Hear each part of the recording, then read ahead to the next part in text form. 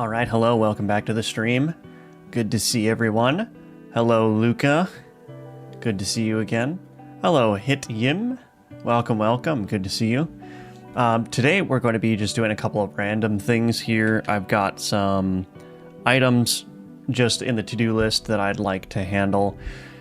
I'm currently working on an indicator for the dash recharge time, so I've actually been working on that a little bit this morning, so I'm going to continue doing that for the stream here. And then I want to do a couple of things. I want to experiment with removing projectile deletion on enemy death, and then I want to add this new passive ability that's oil related, which is chance when applying oil to enemy to spawn oil geyser that shoots oil projectiles.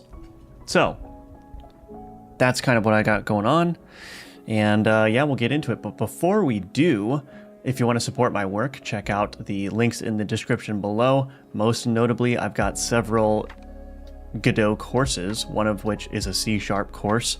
So if you're interested in that or learning Godot, go ahead and pick those up. It would be greatly appreciated. Otherwise, like, subscribe, hit the notification bell, all that good stuff, everything like that helps. So let's get right into it. Good morning, DevGhost. Good to see you. All right, so I'm working on this dash recharge indicator, which is a piece of feedback that I got quite a bit from the Steam demo. So that's what I'm going to be doing. Now, let me see if I can actually get my bearings here. So I'll show you what's going on. Give me 1 second.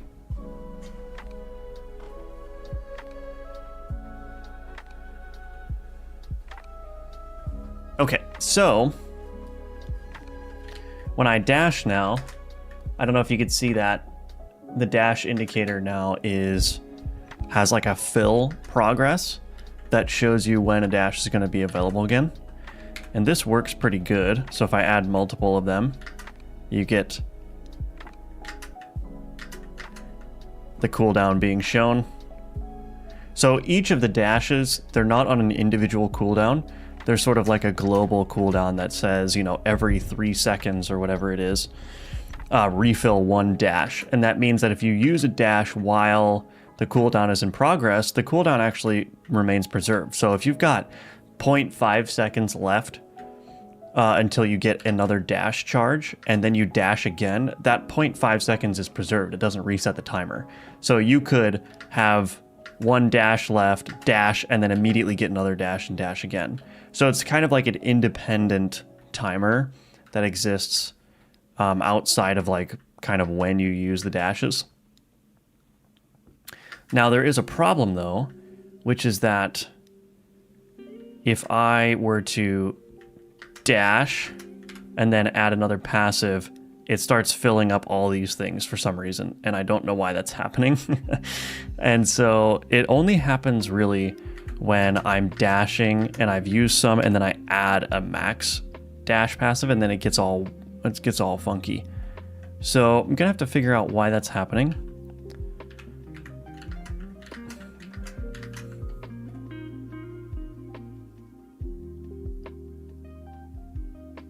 So it seems like when I add a max passive, the one that's being added to the end is being set to be filling. Let's see. This logic is getting very complicated in here, which also makes this a little bit tough to understand.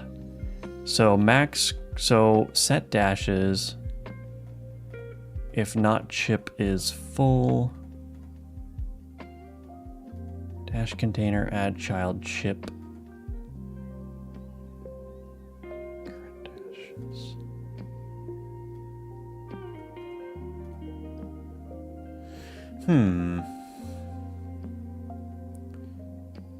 So it looks like it's only the one at the end that is being set to be filled. So it's the one that gets added brand new. Yeah, there's something weird happening here, so.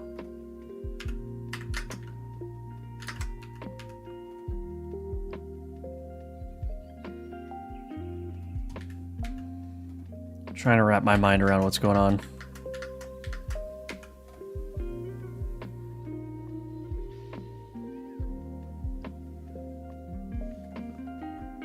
So let's see.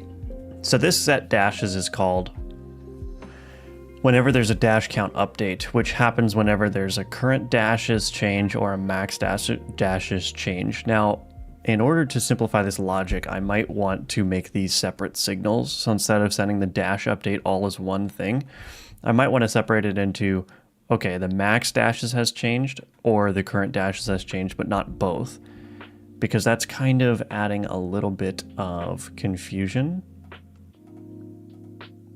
So when I set dashes, what this first block is doing essentially is that it's detecting how many new dash charges there are in terms of the max dashes, and then it's adding a new one of those little chips is what I'm calling them, which is like a dash indicator.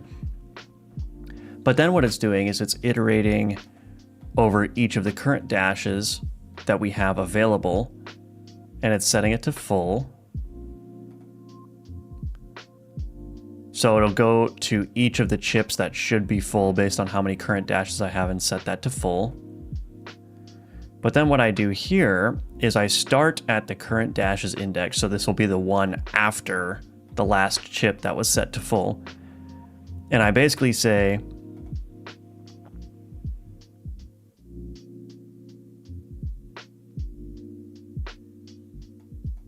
I basically say for the next one after.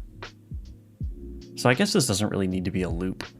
So I could do if current dashes is less than max dashes.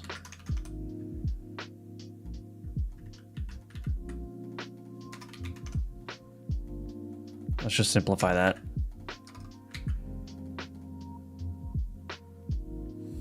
So this is basically saying if I've got another dash, so my current dashes is not equal to my max dashes, then I'm just going to target that index and set it to begin filling.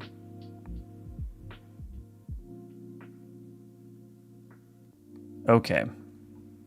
So this might be the crux of the issue here. It might be the crux of the issue. It could be the crux of the issue. I don't know. Hello. I'm a web developer. I want to do game dev as a hobby. I have taken your C# Godot course, but I'm not understanding much. So I'm not understanding. What should I do? Any tips? Well, I mean, there could be a couple problems. So first of all, the C# course is basically targeted toward intermediate developers. Intermediate. So if you don't have experience with static typing and you don't have a lot of experience with programming, generally speaking, then it's not going to be necessarily an easy course. So that's the first thing I would say. So maybe I don't know exactly what situation you're in, but maybe you don't have experience with static typing, and that's an extra thing that you have to learn with C#. But then in terms of Godot, if this is your first sort of entry into game development or Godot, there is quite a lot to learn, right? There's a learning curve with Godot. The course tries to do, or what I try to do in the course is introduce you to Godot as best as possible.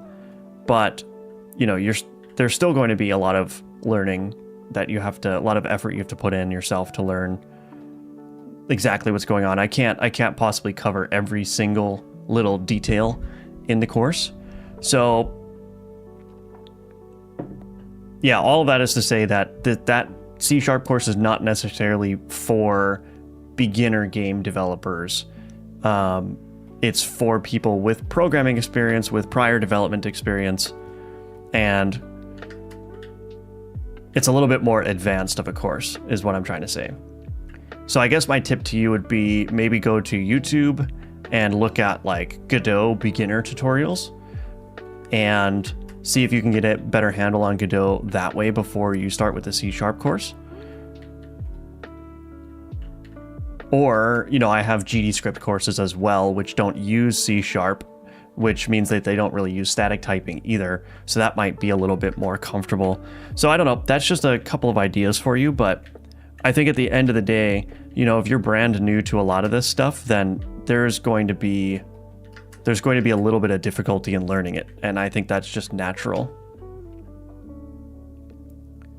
So, but you can feel free to use the Q&A at the C# course if you have specific questions. I answer student questions all the time there. So yeah, I'm available as a resource. If you have any questions. Hello, Solo. Welcome, welcome. Yeah, I think learning the engine functionality is a good first step.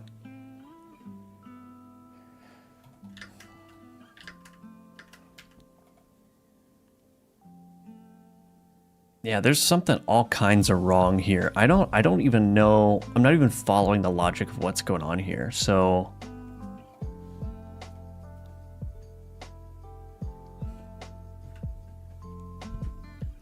this might take us all stream. Oh, I see. When I add a new one, yeah, I think what I might need to do is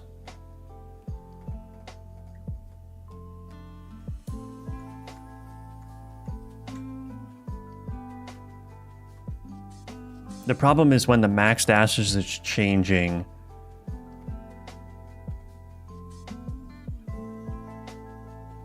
It's calling this again. Can I just do this?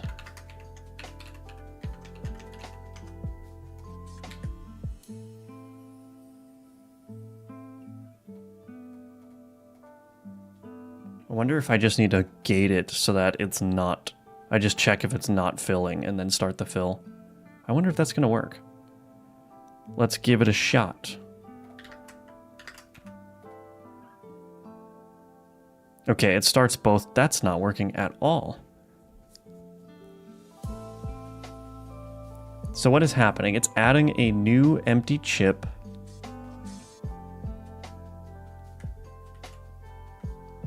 Oh, you know what? Wait a minute. Let's go see what happens when max dashes is changed. So, additional dashes. Here we go. So it is... Oh, I see. So it is adding... So when a max dash charge gets added, it is actually setting the current dashes to +1. I see. So this set full is correct.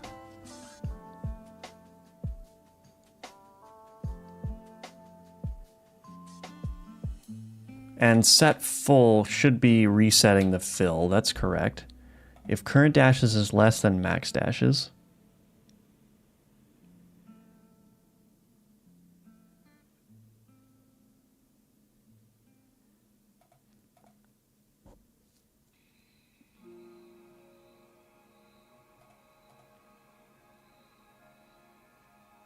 I wonder if this has anything to do with it. Let's get rid of that whole block, and I'm just curious to see how that changes what I'm seeing. Hello, Vishal. Welcome back to the stream. Good to see you. Wow, this is amazing. Cami says, at work yesterday, I was talking about Firebelly games, and it turns out my coworker has Gunforged on his wish list already. That is amazing. I cannot... That's actually remarkable. I don't... Wow. That's, thank you for sharing that, because that's not something that I would have expected, honestly. I guess my reach must be increasing. People must be becoming much more aware of my work, which is... That's very, well, it's very promising in terms of where I want to go, in terms of my budget and my income and my career, really. But it's also just like, I guess it's something that I never expected to happen. So yeah, I don't know. I'm basically just talking nonsense right now. But basically what I'm trying to say is that I am very glad to hear that. And that's a good sign. So thank you for sharing that. And also hello to you. Yesterday I had a question about your course. That is, your Godot C# course is good to go with Godot 4.3 because they go with the new tile system. Oh yes, yeah, the Godot C# course is in 4.3, and because it's a tile-based, grid-based game, we actually make very, very heavy use of the tile map layers that were introduced in 4.3. So if you're looking for like a comprehensive, here's how to do tile map layers, the C# course is perfect for that, because we basically spend many, many, many lessons getting into the tile set, doing Y sorting, setting tiles of different sizes, really, doing logic against the grid, setting up multiple layers of elevation, shadows, details, all that kind of stuff. So custom tile map custom data is also included there. So if that's what you're looking for, then the C# course definitely has that.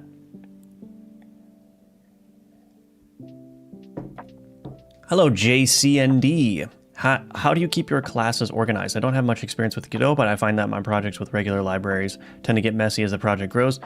Yeah, it's one of those things where it's not a, there's no silver bullet, there's no like very clear, here's how you keep classes organized, because it's all up to judgment, right? And the tricky thing is that you could strive for such a level of organization that your project actually becomes hard to navigate, that everything is so modularized that it's hard to keep track of how the systems are working together. I think, generally speaking, what I've tried to follow is the single responsibility principle, which is that each class should have one responsibility. Now, that doesn't really help either, because how do you define a responsibility, right? Is a class that controls an entire UI, is that doing one thing, or is it doing a bunch of tiny things all at once? So again, it comes to your judgment, but I think that's just a good thing to keep in your mind. Like, at the moment you start seeing your class as like doing more than one thing, that it has more than one responsibility, that's a good place to do a break and separate the classes into separate responsibilities. So for instance, I have my player script here, but the player doesn't manage his own dashes. So what I'm doing right now is managing the dash count and everything. That is controlled by this player dash manager, and this class's only responsibility is to handle dash cooldowns, dash availability, dash count, all of that stuff, right? And so the single responsibility of this class is managing the player dashes. Now, it's also doing a bunch of other things, right? It's keeping track of timers, and it's emitting signals. So you don't want to get too like, pedantic with, well, it's doing more than one thing, right? But generally speaking, the umbrella thing that it's doing is managing the dashes. Now, if you're asking how to organize things in the file system, you basically just have to make a best effort. I try to organize things into namespaces and then have the file system match that namespace. So any entities so anything that can appear in the game as like a visual node, I call it a game object, which is a term I kind of borrow from Unity. And then within that stuff, I've got like attacks, which are enemy attacks, bullets, which are self-explanatory, encounters, entities, all that kind of good stuff. So I'm sorry I can't be more helpful than that, but honestly, the answer is just kind of have to use your best judgment. And sometimes you're going to use your judgment in a way that produces a undesirable result, and then you're going to be like, well, I'm not going to do it that way again.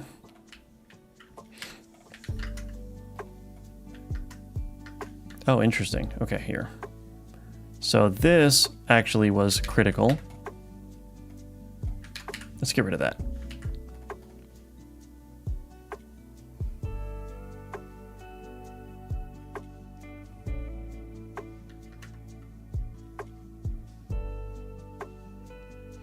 Okay, so this is not working.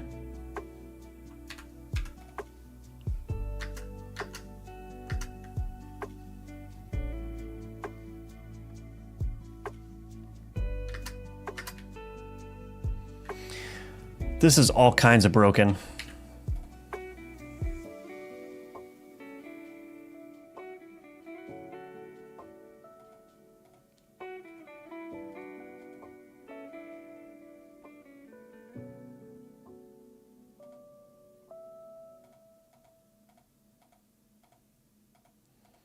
If chip, so this is iterating, it's going backwards. So it's starting at the last index, and it's going to the first empty one. So it's starting with the last empty one, it's going to the first empty one.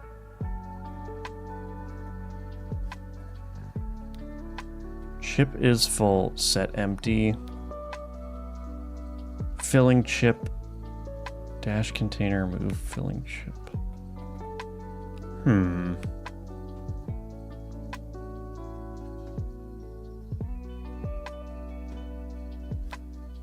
Yeah, this logic is just very, very complicated.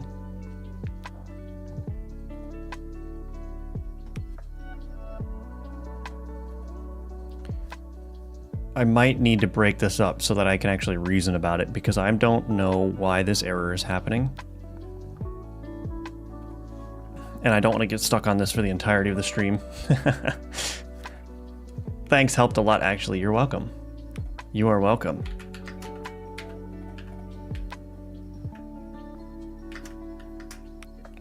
So yeah, it's the reason I guess some of this is happening is because it's setting this to full, and then it's going to the current dashes, and it's beginning the fill again, but I'm already checking if it's not filling. That's the weird thing. But then this is moving things around.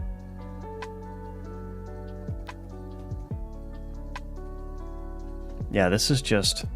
Okay. So there's basically two things happening in this function. It's handling when the max dashes is changing and when the current dashes is changing. So this is responsible. This is the block that's responsible for adding new dash chips. However, the current dashes also changes when the max dashes changes. So then it's iterating over all of the dash chips up to the current dashes, and it's setting that to full, which is fine. If the current dashes is less than max dashes, so if we still have something that's empty, an indicator that's empty, it's getting that indicator and setting it to begin fill. But then we have this last part. And what is this last part doing? This last part is starting from the end, and it's going to the first empty.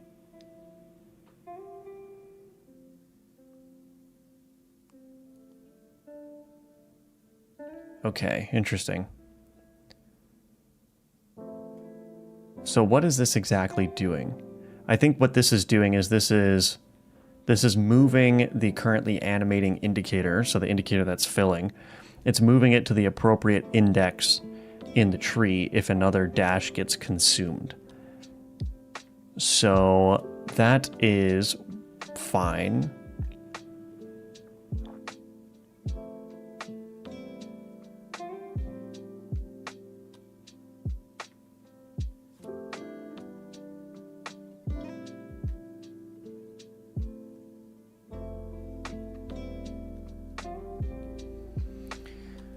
So I think maybe what's happening here is...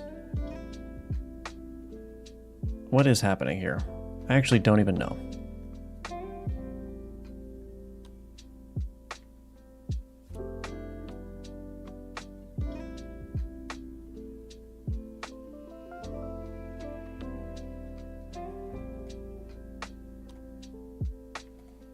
And when I remove this, it doesn't work.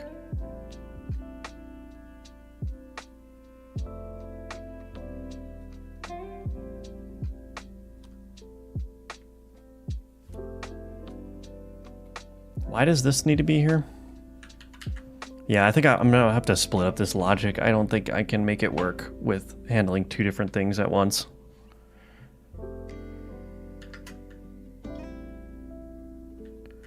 Let's see if this works, though. Now that gets moved to the end for some reason, and it's not even correct. Okay, this is just all kinds of unintuitive, so we're going to fix this. We might have to rewrite this whole thing, but that's fine. Now the thing about the dash count update is that when the max dashes is changed, that's almost always paired with a current dash change as well. So I don't even know if I can properly split these things up. I think I might just need to write a much clearer implementation here.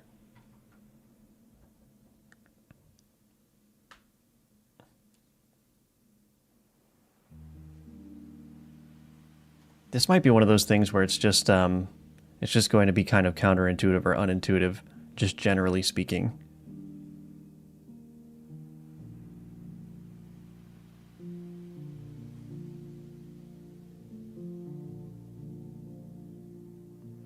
But let's give it a try. So in the player dash manager, dash count updated. So let's see where this is used.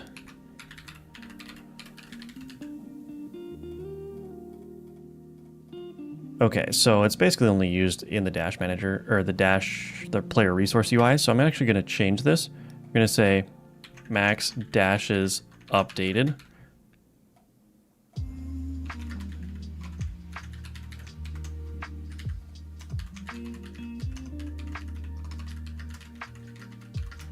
Current dashes updated event handler.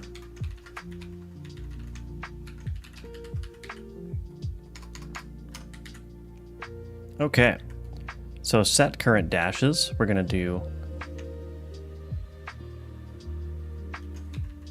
current dashes updated. Cool. And then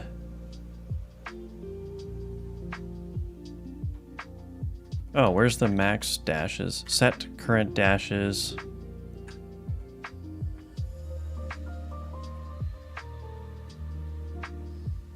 Max dashes.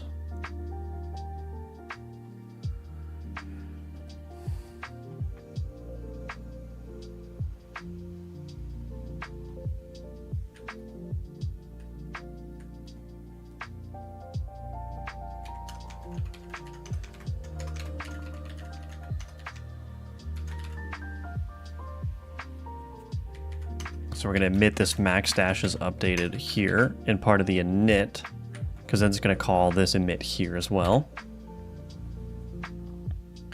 Set current dashes. So here we want to do the same thing. So update base dash count. Max dashes updated there. I think that's basically the only place that we want. Oh, increment dashes too. Okay, so I need to do, let's break this up. Private void set max dashes int count.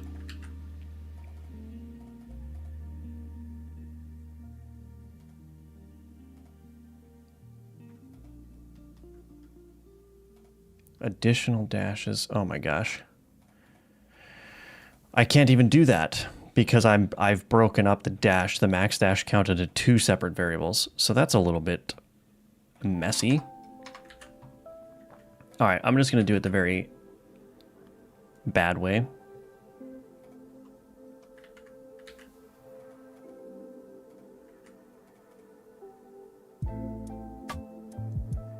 And that is just emitting this signal all over the place.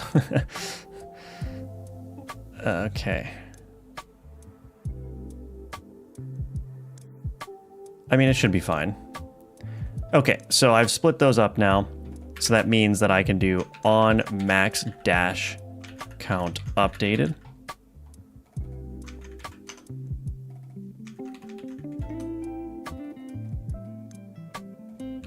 And then we're going to copy this. Connect current dashes updated on current dash count updated. Scroll back down, make this an int, and we're gonna have to rewrite this stuff. Private void on current dash count updated int current dashes.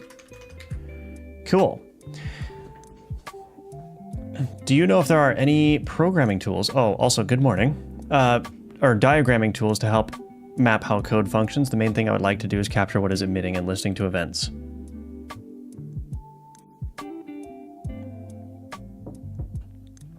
I am not aware of any tool that does that. That does that for you anyway. That would be an interesting thing for an enterprising Godot add-on developer to make, though. It seems like it should be possible in theory to look at the code base and see what all's emitting signals and what all's connecting to signals.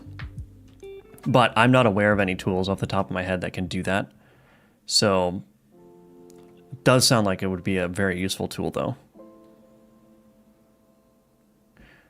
But if you're looking for something to manually map, I think you can basically use any like flowchart editing tool or UML diagramming tool.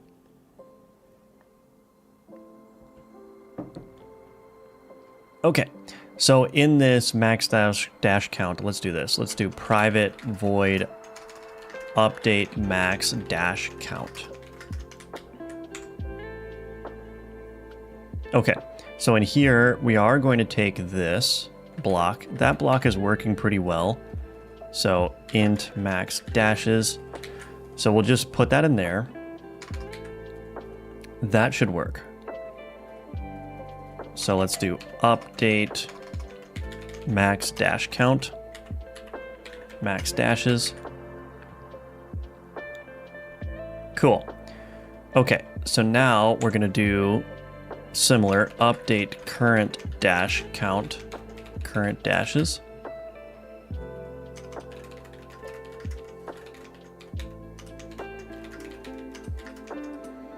Okay, and now what we need to do in here, so this is going to be called almost always after this update max dash count is called.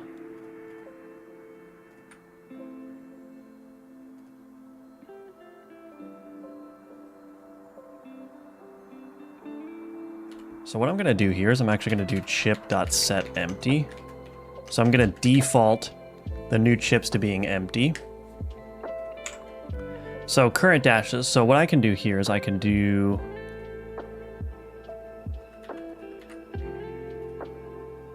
var child count, or let's do max or existing. I don't know. Let's just call it child count. So child count is equal to dash container get child count. What we're going to do, actually, I don't need to do that, I don't think.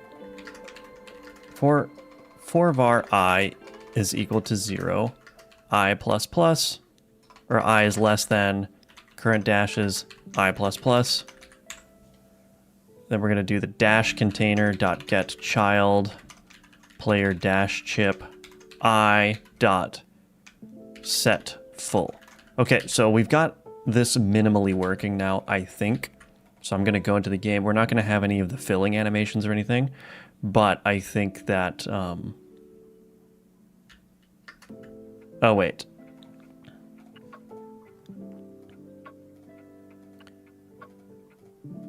Update current dash count. Oh, okay, okay. So this also needs to handle when a dash gets used. Interesting. Okay. I wonder if I should split that into a different thing as well, just so that it's extra clear.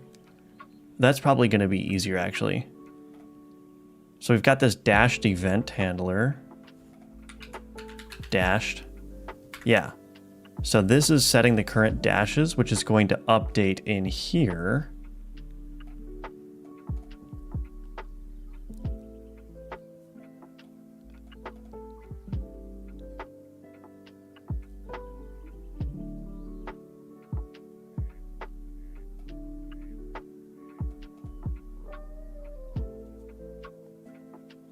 I think what I need is I need an extra piece of information that tells me whether the current dashes has gone down or up, because that's going to change the behavior of this code here.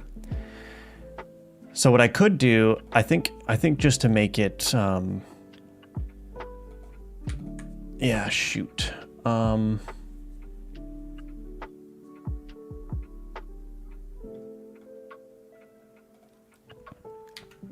I might just put in a bool was consumed, something like that. And then when I emit this current dash is updated here, what I'm going to do is I'm going to do var previous dashes equals current dashes. And then we'll reassign that there. And then this was consumed is going to be previous dashes was greater than the current dashes. So with that little extra bit of information, I should be able to handle that.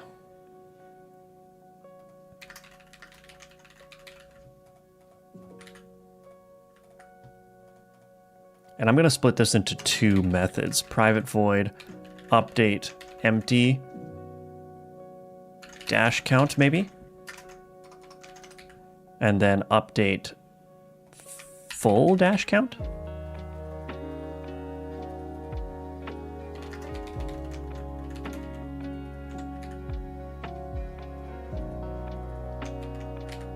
So if not was consumed, update full dash count, else update empty dash count. So now I've got a very clear split in the logic, so I'm not trying to handle both cases at once. I'm just going to explicitly handle each case in its own little code block. And so this is going to be relatively easy now, I think, which is that var target chip is equal to dash container dot get child player dash chip, and I think I can just pass in this current dashes here, and I can do current dashes dot set, or no, not current dashes. What am I doing? Target chip dot set empty. Okay, let's go ahead and see if that minimally works here. We haven't yet transferred over the fill progress, but I need to see if this is working. So if I do bloop, okay, so that's good. And it's reappeared. Okay, so now let's see if it works if I add multiple of these. Okay, so it's setting all of them to full, which is a problem. So what I need to do here is, instead of setting full, var chip is equal to this. Now I could just make this so that it doesn't, if it's already full, it doesn't do anything, but I don't know if I should do that. I think I'll just handle that condition in here. If not chip dot is full. So what I'm going to do is I'm basically just going to get it working gradually in little pieces. And once this is all working normally, then I can start experimenting with adding the fill animation.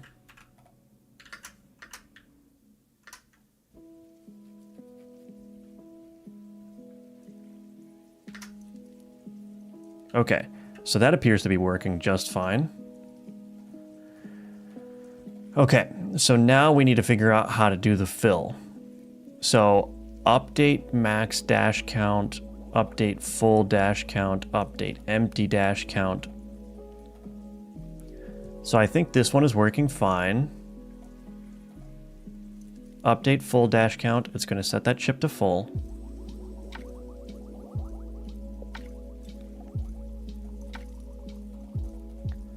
Okay. Update empty. So this target chip dot set empty. Update empty dash count. So if I do target chip dot begin fill here. Oh, I need the cooldown. Dash cooldown? Yeah. I think that's going to work in the minimal case, but it's not going to work as I continue going. So there's the fill now. It's working there. But the problem is it's not going to work with 2 because both of them are going to start filling. So that's the problem. They don't have independent timers. They share a timer. And so what needs to happen here is that essentially what I need to do is I need to check if the current, if the chip at current dashes +1 is already filling. What I might do is I might do set empty.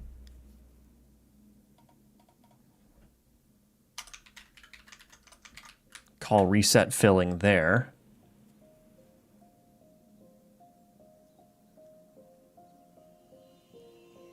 Okay. So let's do this.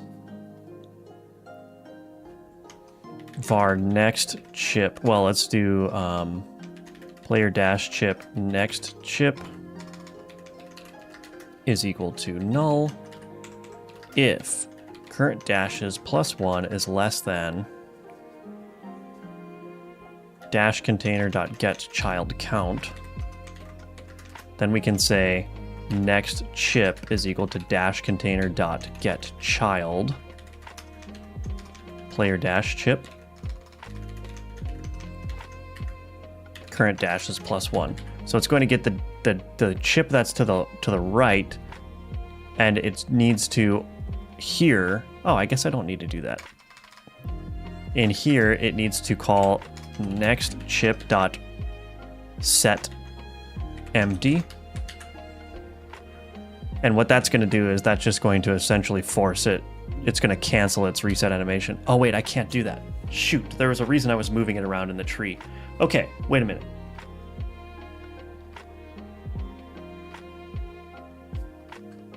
What I can do instead is I can do dash container dot move child, and I'm going to move the next chip to the current dash's index. Woo, this is getting complex. Again, that's all right. So we're going to move that child. So the child that already was filling and therefore is aligned with the current cooldown is actually just going to be moved in the tree. It's going to be moved over in the tree. So this target chip is always going to be set to empty. And then otherwise, we're going to begin the fill. So if we've already got a chip that is filling,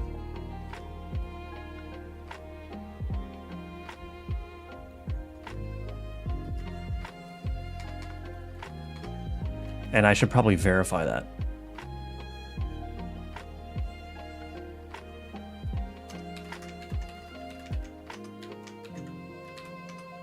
If next chip dot is filling, then we're going to move that child and return. Otherwise, we're going to just begin the fill on the target. Yeah. All right, let's see if that works.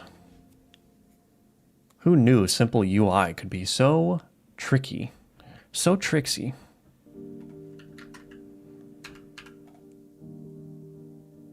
Yeah, that didn't work at all. Oh wait, I'm not handling that case. Okay.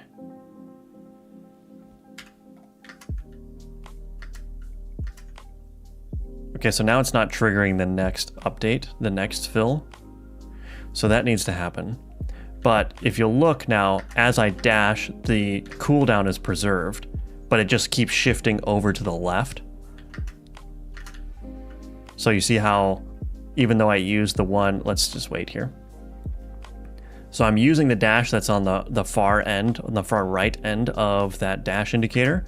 But as I dash, that indicator just gets moved back to preserve the cooldown. But then the cooldown doesn't start. Again, so let's get that addressed.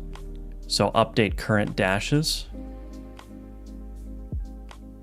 What is it called? Update full dash count? Right, okay. So here, this needs to check if current dashes plus 1 is less than dash container dot get child count and var next chip is equal to dash container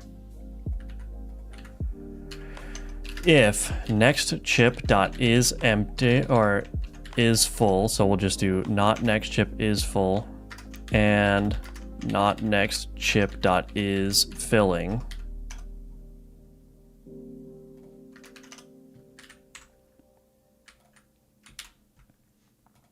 Then we're going to do next chip dot begin fill dash cooldown. Okay, let's see if that starts triggering all of the cooldowns again. Good morning, Rin. I am doing well. How are you doing? UI is always the hardest part. Yeah, UI can be very tricky.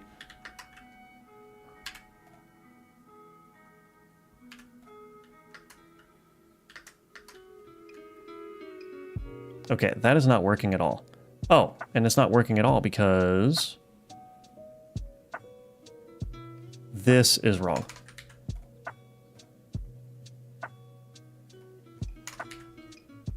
Okay, let's try that. Maybe that was the problem in my old implementation.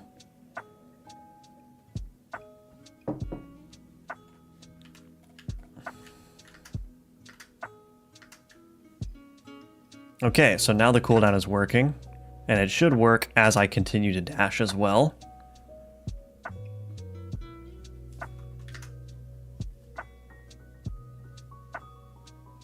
Okay, so that's working, and so now the final thing to do is when I add this passive max stamina, you can see that it's kind of bonking things up.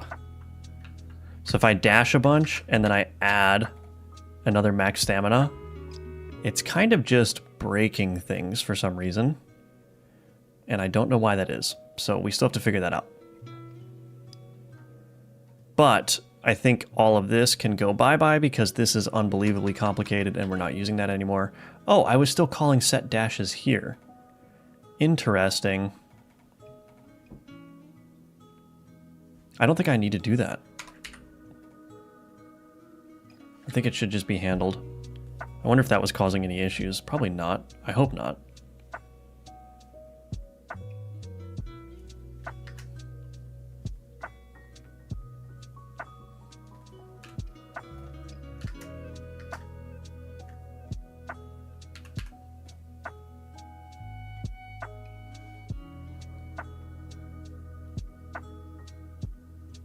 What exactly is going on there? That's the question. What exactly? What precisely is going on there?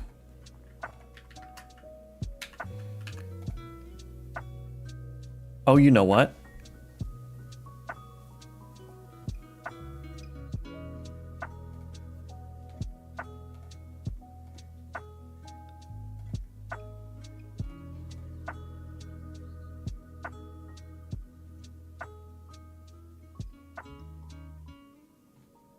I was going to say, I wonder if it's related to the fact that I'm pausing the game that makes it look weird, but I don't know if that's true. Let's see.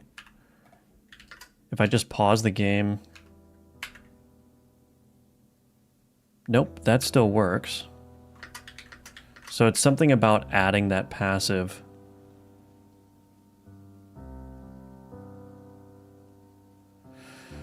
Okay, so let's see. So what's happening in here is... in the player resource UI, so set, where is it? Update max dash count is being called. It's adding an appropriate number of dash chips to the end of the dash container, which is proper. But what's also happening is that this update full dash count is also happening here. And I think what's perhaps... Oh, what's probably happening is, right, so this chip here that we're setting to full,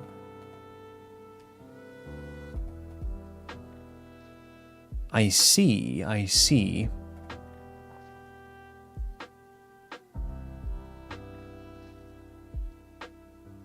So this chip that's being set to full, it could be in the process of being filled. So what's happening is that this update full dash count, this might be halfway through its fill animation, but it's just being overridden with set full. But then the next chip is being set to begin the fill animation, but now it's out of sync with the timer.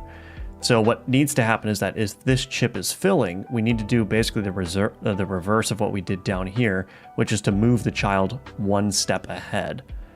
And so what I'm going to do instead is var, let's see, child count is equal to dash container get child count. Okay, and then in here, what we'll do is we'll say if chip.is filling, we're going to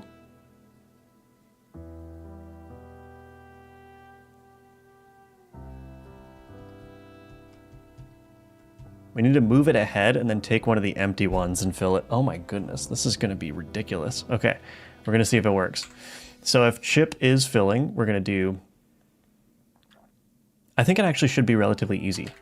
Actually, I'm going to do something a little bit hacky. If chip is filling and current dashes is less than dash container dot get child count. Is this even necessary? Oh, current dashes plus 1 is less than child count. Then what I'm going to do is I'm going to say dash container dot move child, chip to current dashes plus 1.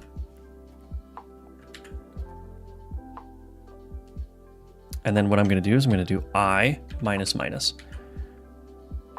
Now, why am I doing I minus minus? The reason why I'm doing I minus minus is because I'm basically saying, take this filling chip, move it over 1 to the right, which means that an empty chip is going to slide into the place where it was. This I minus minus basically just decrements this for loop counter so that this position gets revisited again, in which case it's not going to be filling and it's not going to be full and it's going to be set to full directly. I think that's how it's going to work. We'll see. Is it the total time you spend on your game or you work off streams too? No, I work off streams, yeah. I did about an hour and a half of work this morning before starting a stream. After my streams, I typically grab lunch. I take a little bit of an afternoon break. And then I usually work for a couple of more hours in the late afternoon on the game. And then sometimes in the evening, I will also work. That didn't work. Gee, dang it.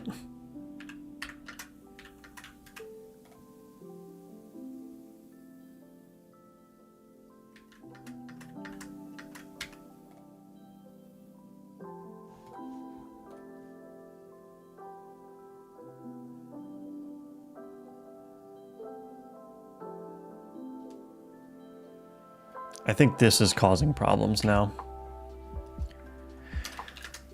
Var should begin fill for next chip equals false or equals true.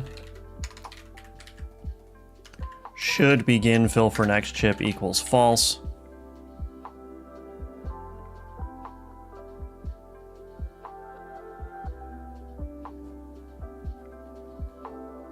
If should begin fill for next chip and. Okay, that's a little bit hacky, but I think we'll see. So basically, I don't want to start the fill if I've detected that something's already filling and I'm moving it over.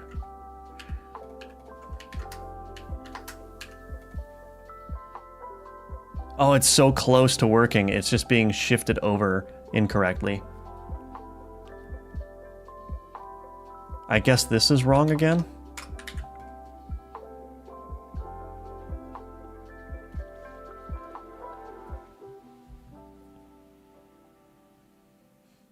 I'm not sure how bulletproof this is. I don't know if I did a bunch of dash updates in quick succession if this would work, but... Alright, is that working?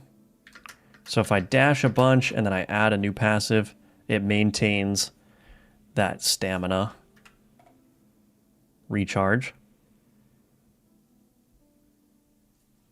Goodness. Is that good? So it's just maintaining the cooldown now.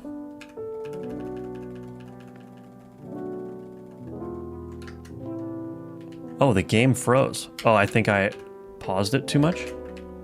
Oh, there might be one. Ooh.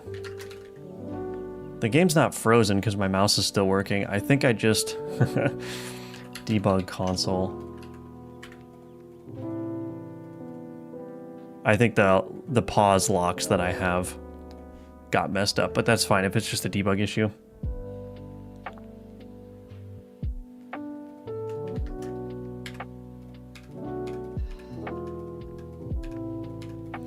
Could you please explain what is the issue? Just curious to know what you deal with. Yeah, so the issue was basically these dashes. I'm adding an indicator to show when the dashes are getting refilled, so you can see that it's filling up there. And the problem is that if you have a fill indicator that's in progress, so the dashes, they don't have individual timers. There's like a global timer that says every 3 seconds you get a dash charge again. And so that means that as I'm using dashes, that timer is sort of acting independently of the individual dash charge. And so as my dash count is changing, I need to preserve that fill progress on the UI based on the current status. So if I dash while this is halfway through, it should continue on the way that it was going, right? And there's a problem both ways. There's a problem preserving that when you're consuming dashes, but then also when you add new dashes. So if I do add max stamina, if I add more passives for the stamina, that needs to be preserved as well, right? So that's basically what I was dealing with.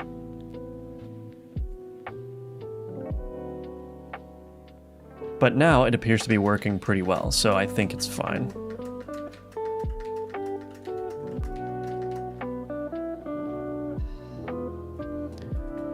So I think it's fine. Goodness, that was quite a lot of effort, but I think it makes much more sense now, and I'm going to commit this. Okay. Add dash recharge indicator. Okay, move that over to the done column. Okay, now one of the things that I want to experiment with is removing projectile deletion on enemy death.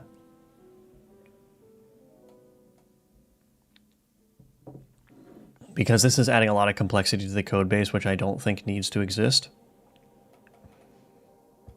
And so one place where this is being used is, let's go to my assembled gun.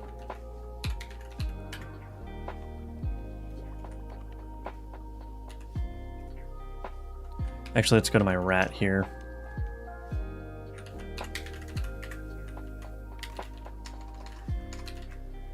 Assembled gun, fire, create bullet in direction.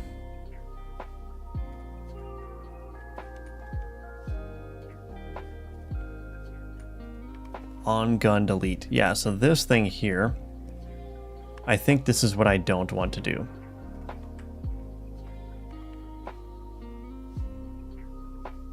So we're going to get rid of both of these things.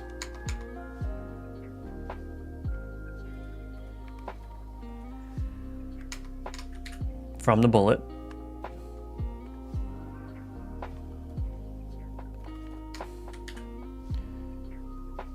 And I'm just going to build so that it surfaces the errors.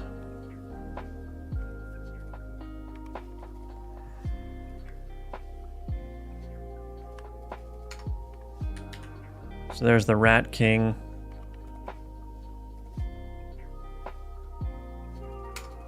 So what we're going to do instead, all this work, so basically when the enemies die, any attacks that they have spawned die with the enemy, but that was ending up looking pretty awkward. And I also think it makes the game just a little bit, I don't know, it makes the game a little bit weird to play because you're moving in a certain way to dodge a bullet, but then you kill an enemy and the bullet suddenly disappears. It's a little bit confusing. So I think for more consistency, just leaving the attacks that the enemies spawn in place. But what I'm going to do instead, so that was originally introduced to fix the problem of, like, if you kill the last enemy, but then there's all these dangerous attacks on the screen, you could technically finish the wave, but then still die because there's still attacks, right? And so I think what I'm going to do instead is make the player invulnerable while they're, like, on the in-between wave state, so that any additional attacks that hit them just basically don't do anything to the player. And so that's kind of what I'm going to go for here. But there are other attacks that need to be addressed here. So, like the gargoyle.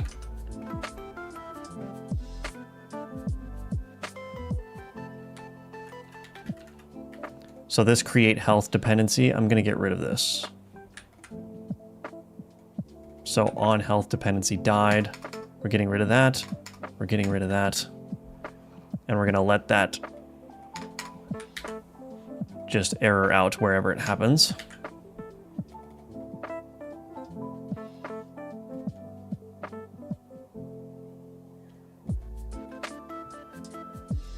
This also exists in the mushroom here.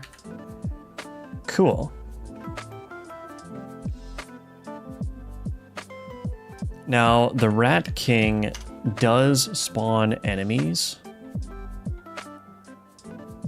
Trap group name, entity group name.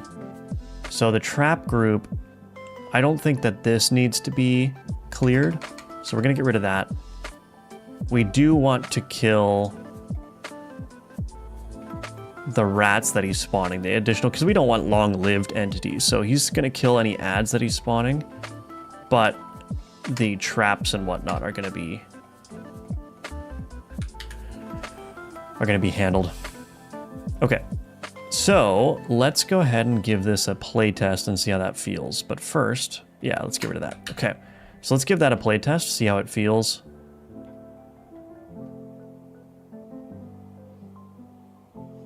Okay. Hello, Samurai. Welcome to the stream. Good to see you. Or welcome back, I should say. A lot of repeat viewers. That's going to be it's a fun little community we got going on here. Okay. So, what are we doing? We're going to test. I don't like having this sniper gun. I'm going to change this. Let's do... I haven't unlocked that, huh? Let's go back to ye old moss gun.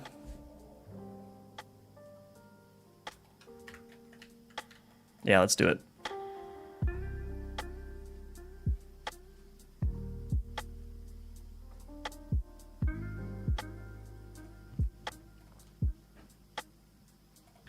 All right. Let's see how this works. So now what I should see is that those bullets are not going to be deleted now when the enemy dies. I still need to add the invulnerability to the wave, but I'm going to do that after I see how this feels. Make sure it's a change that I actually want to make before going all in on it. Let's take the increased health. Let's see. That's a good one. Crystal barrel unlocked.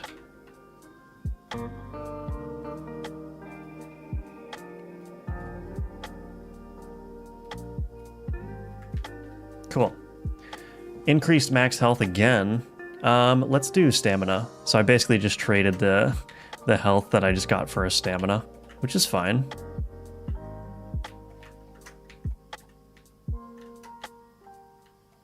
Wow, this gun shoots very slow.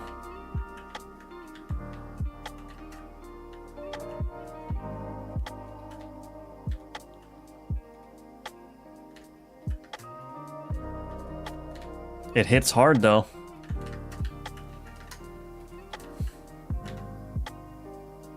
Blazing Trails, be the fuse, or get down, Mr. President. Let's do Blazing Trails. That's a good one. Ooh, that's a good one. Put that over there.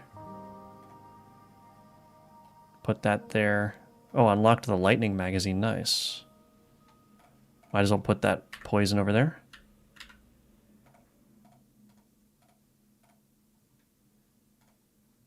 Cool.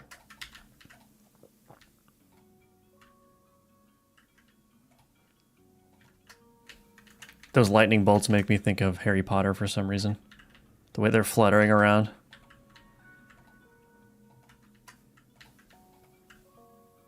Look at how slow they are. Oh goodness. That's a borderline useless gun. That's okay. It still hits hard.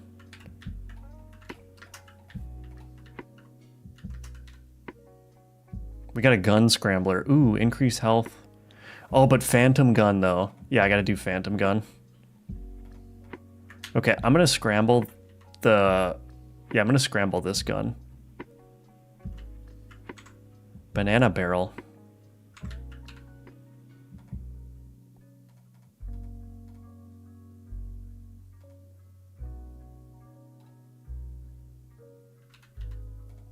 Let's do bullet pierce on that one, shock on that one.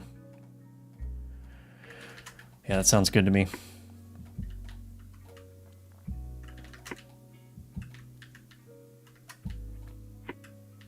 Got that banana magazine.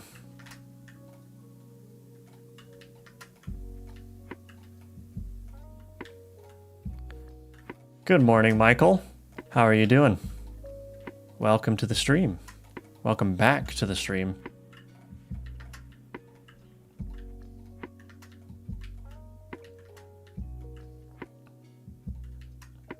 All right, so far so good. So far, I haven't really noticed the change that I just made, which is good, because I didn't want it to really change the game that much. Be the fuse. Let's do that one. I'm gonna randomize this gun again. Gun scrambled. Ooh, that was a big scramble. Look at that. 153 DPS. And I got more rune slots. Dang.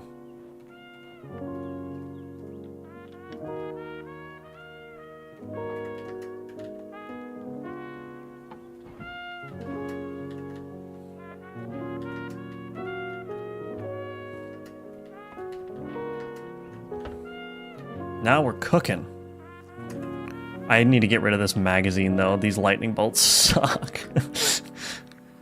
I'm actually fine with that though. Like because like players are going to be chasing stats, not paying attention to the bullets and the magazines that they're adding. And so they're going to get a gun with really good stats, and then they're going to see that the bullet is just like the lightning bolt, which just basically has a mind of its own and goes all over the place. Which is fine, because you can still hit enemies reliably, you just have to be closer to them. So it kind of changes your play style if you want to maximize your DPS. Let's do Get Down, Mr. President. It's starting to get a little bit dangerous, so we need that Secret Service protection. I should take those runes out. There we go. Might as well hold on to those. My UI is off the screen. I can't see how much gold I have. I'm gonna sell these though. There we go.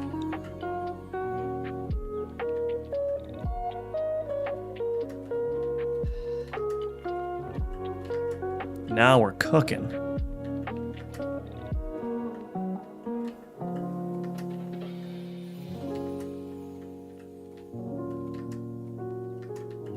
Get that gold.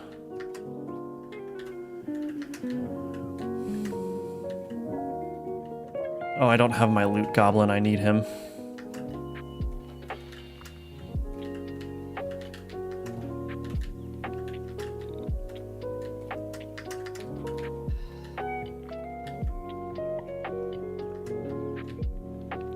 Sweet. Ooh, increased health again? Yeah, let's do that. I gotta figure out why this UI is going off the screen. That's not good. That is not good.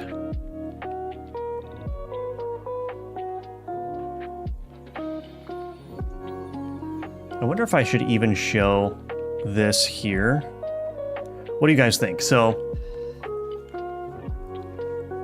I've got this new like Affix inventory here where you can hover over everything to see what it does. Do you think it's still worth having this text here, which basically reiterates everything? I guess it is kind of useful because it consolidates the runes as well. So if I've got multiple poison runes, for instance, it'll say adds 2 poison stacks to enemies on hit up to 10, even though each of these is just individually adds 1. So maybe it still is useful, but I don't know if it's redundant or not.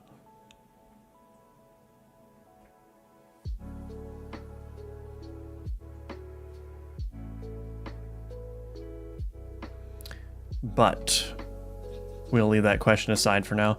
I wonder if I can just go into the Gunforged UI, and I wonder if I can manage to just fix this right now. First, I need to understand how this scroll container is even working.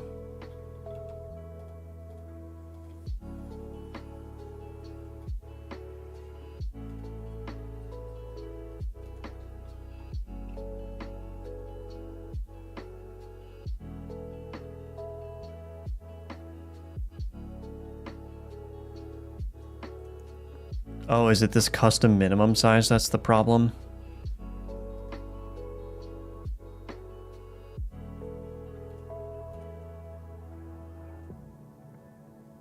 I wonder if that's the problem.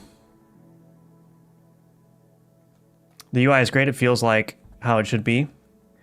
I do think the summary is important, but maybe you could make it that it appears with Alt or some other key combination. Yeah, that's a good idea.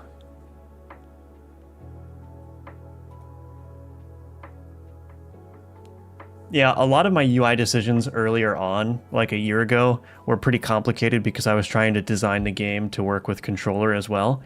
But I've decided to abandon controller support, at least for the initial release, which actually greatly simplifies a lot of the UI choices I need to make. So I can definitely use stuff like the Alt key and whatnot. I wouldn't have been able to make the new UI for equipping runes and gun parts if I was doing controller. It would have just been impossible.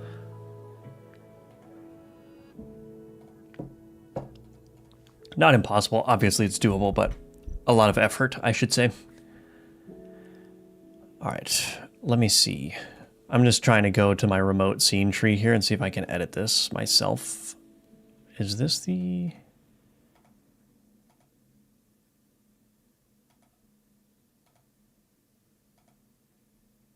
Oh, these are not getting deleted. That's interesting. Okay. Why is this not getting deleted?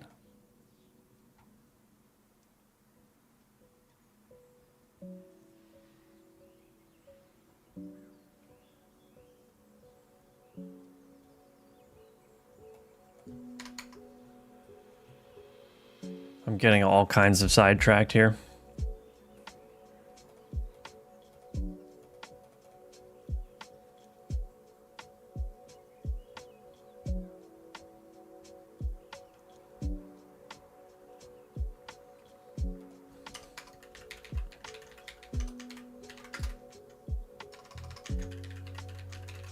I think I just need to add a queue free in here. That should fix that. It was no longer freeing the screen, so I'm just getting a whole culmination of a bunch of those. Okay, anyway. Where's my Gunforged UI? Where is my Gunforged UI? Can I do this? Gunforge.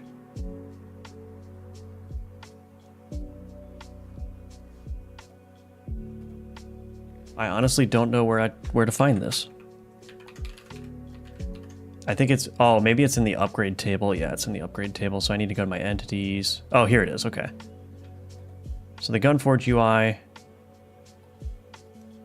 So let's get rid of that. Okay, so in here, right assembled, let's do left assembled gun ingot. Panel container, oh goodness. This scroll container here has a custom minimum size of 200. Let's do 150. Oh, it keeps getting reset. Shoot. I think the custom minimum size is what's causing the issue though. So I think what I'll need to do is,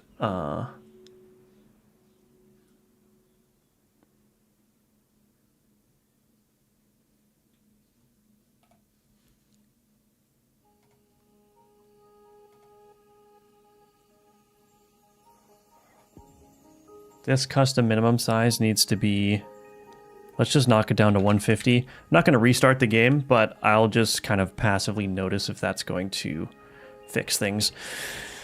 Okay, anyway, let's continue on. I think that's probably why it is, because this is just taking up too much space, it's pushing everything else down. So this scroll container is basically set to 200 pixels. I wonder if there's a better way that I can make that work. I'm sure there is. There must be.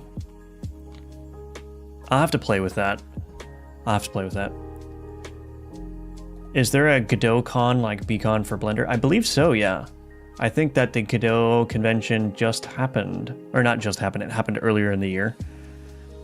But it always happens in Europe, so I cannot attend. I mean, Godot does appear in San Francisco, I think, for GDC. But I also can't go there because it's on the other side of the country.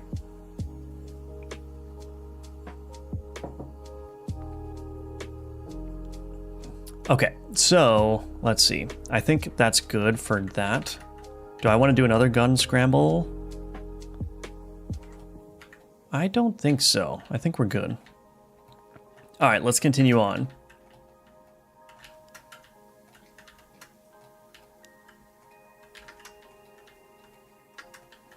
There's a health, yes.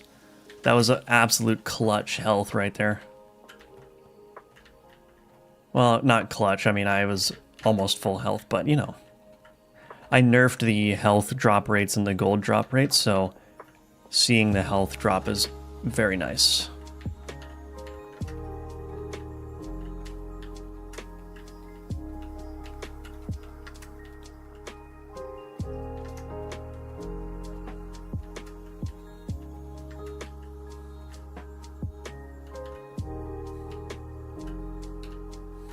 Cool. Increased health again? Let's do it. Why not?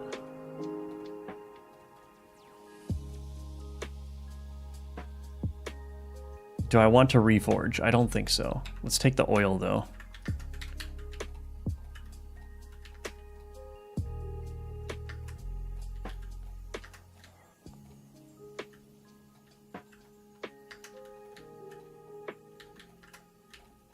Ouch.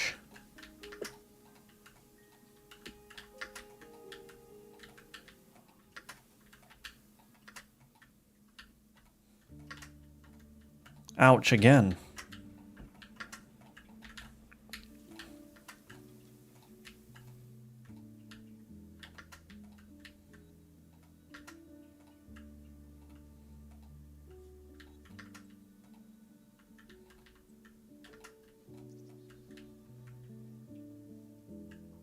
I'll let my little phantom gun take care of that guy.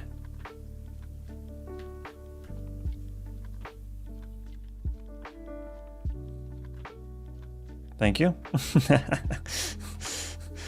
Okay. Gun scrambler. I think, let's see what parts I have. Get down, Mr. President, ×2. Let's do it. That's a huge upgrade. Holy moly. All right. That's also a huge upgrade. Wow. I'm going to remove that, put the bullets pierce. Bullet piercing is pretty good, actually. I should probably make that rarer. Or maybe limit it in some way. I don't know for sure. Maybe bullet pierce should just be like a pierces one additional enemy or something instead of piercing all enemies. That probably would be better, honestly. Because then you could stack multiple bullet pierces to get a deeper penetration. That's interesting. Anyway, keep going. This is genuinely looking more fun by the day. Well done. Thank you, Elgato. I appreciate that. I'm trying, like, I'm really trying, because I want this game. First of all, I want you all to enjoy the game, but also I want it to be like my first real, like, you know, serious commercial entry. I have other games on Steam that are for sale, but I never really planned on making much money off of them. They're mostly just ways for my viewers and my audience to have a way to financially support me and also get something out of it.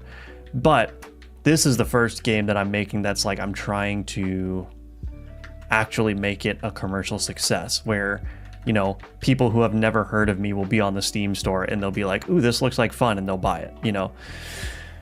So I'm really happy to hear you say that, and thank you for saying that. Still a lot of work to do, but I'm trying. And I've said it before, my hope is to sell 2,000 copies of the game, at least. That'll be a nice chunk of change that's going to help my budget out a lot. But then it's also going to be a pretty significant milestone for me personally, so... Yep, that's what we're going for, and we're going to see how it works. Get the boss! Okay, wow. Okay, I demolished that boss.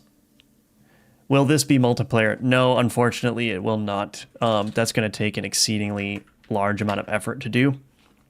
So it's just going to be single player, but the next game that I'm making after Gunforged is going to be multiplayer, designed for multiplayer from the ground up.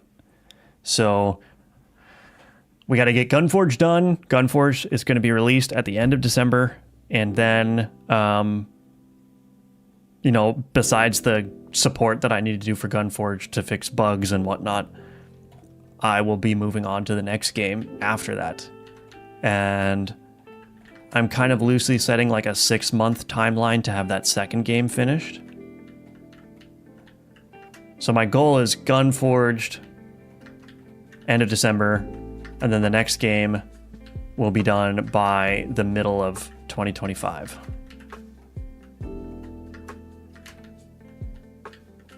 I've already got what I think is a really clear and clean idea for the next game. I can picture it in my mind perfectly. Oh, that's a bug. My UI indicator got bugged.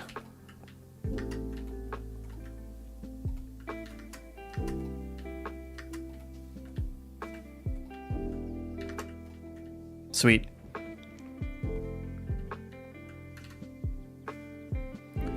Enhanced stamina, let's do it. Boom. That's a big DPS increase. We'll put that one over there. This is getting laggier and laggier, this screen. I need to figure out a way to optimize this.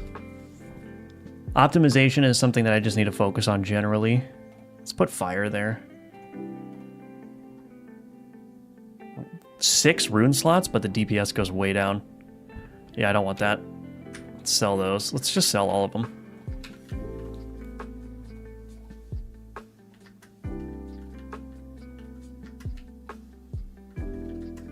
These poor bombers. I just added bombers to the game recently, and they don't even have... Oh, there goes one. There's the bombs. Oh gosh, this is getting hectic. I think there's still some weird balancing here. I feel like every game I play, I get super powerful, and I don't even have many of the upgrades yet. So, I don't know. I gotta think about that.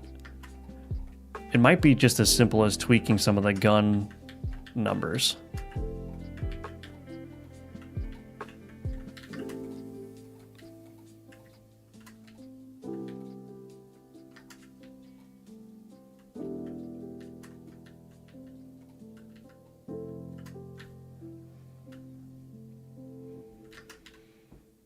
Enhanced combustion creates a large explosion when fire is applied to an oiled enemy, dealing 20% DPS if your weakest gun consumes all oil stacks. Let's do that one. Ooh, I got a totem, and I got magma. 5% chance to launch magma that deals 75% when hitting burning targets. Okay, we're getting rid of shock. We're gonna put magma on that one. Magma and fire together. I forgot how the magma affix works.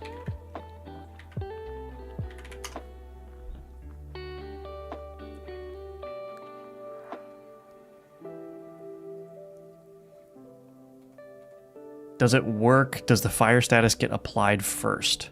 That's the question. I think I already answered this question. I should make a note of this.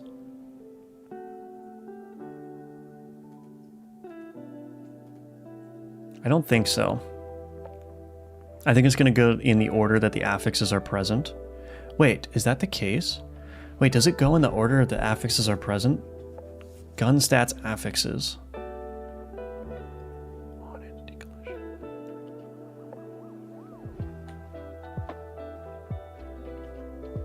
So wait a minute, I can actually, as the player, I can make sure that my fire hits first. Oh, wait a minute. I didn't even think about that. I was like, oh man, is the fire gonna hit first? Do I need to add weighting to different things? No, you as the player, what you can do, this is like a hidden mechanic that I didn't even think of. You can change the order of your affixes to change the order of when they get applied.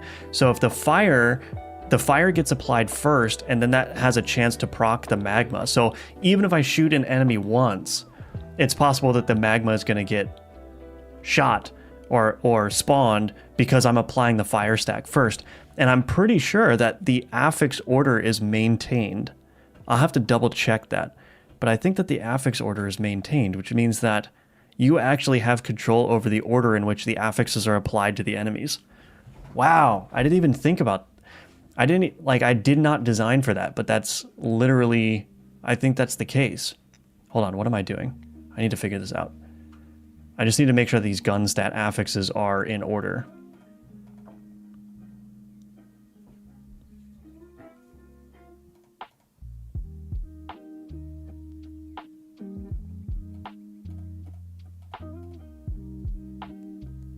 It'll be easier to check in the Gunforged UI.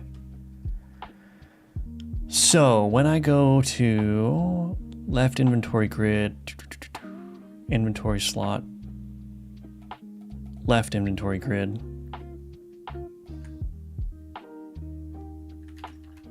Okay, do I have like an equip affix here?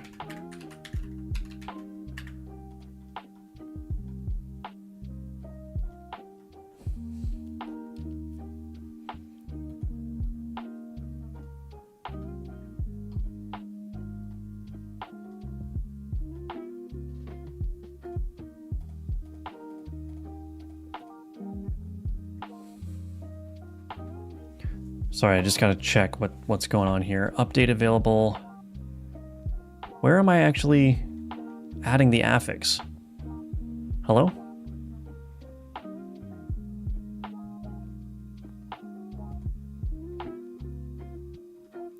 On inventory grid updated, here we go.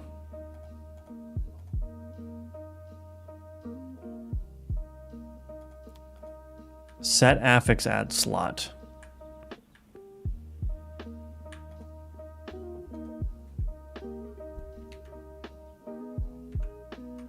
Inventory updated.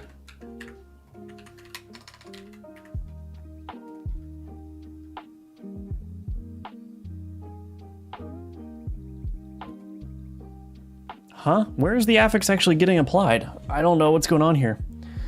I think a few days ago you mentioned to me a way of omitting server scripts from client when exporting. It looks to be a good idea. Oh, excellent. Yeah, I remember that. That's good. Maybe just increase something on the mobs based on wave. Yeah, the mobs do have scaling. Their health scales, as well as the number of mobs. Maybe I'm just too good, yeah.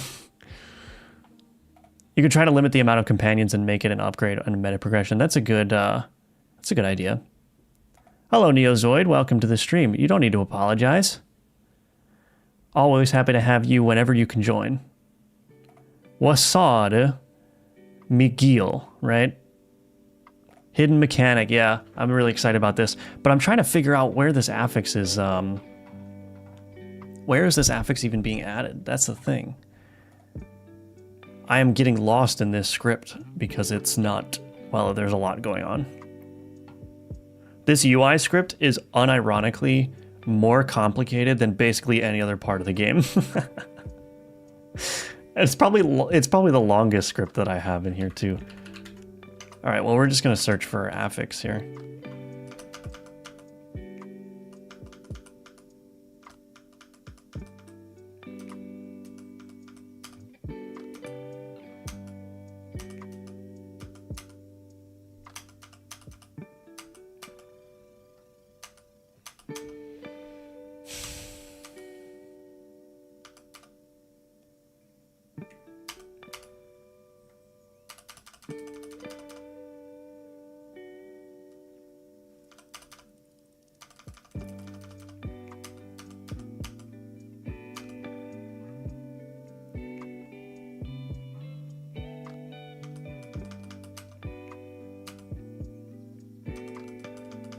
Am I just not seeing where this is happening?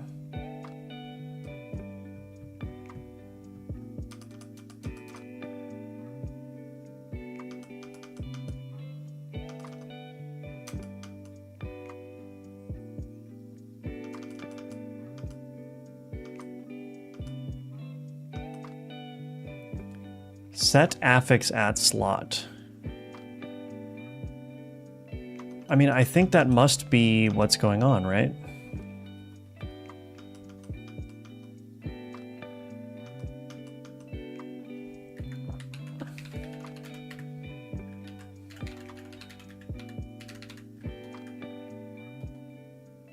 Inventory updated. Inventory updated. On-grid inventory updated. Okay, here. I see. Okay. So this refresh equipped affixes. Redistribute affixes. Okay, this is where it's happening. This is calling assign affixes to open affix slots. So basically what it's taking is it's taking the list of affixes that I want to put on the gun. Because like there's rune slots, which are affix slots on each of the 3 gun parts. And so you might have a barrel that has 1 slot, you might have a receiver that has 0 slots, and you might have a magazine that has 3 slots, right?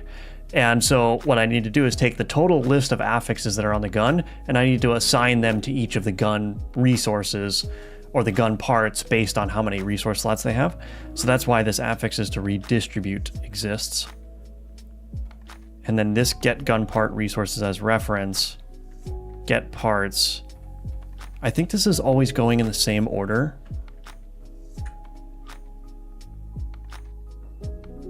The order kind of matters.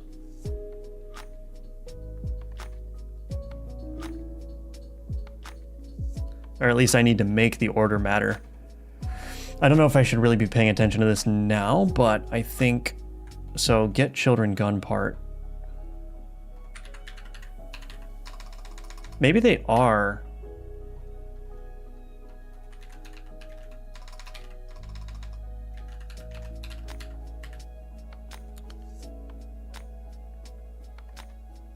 Update positioning.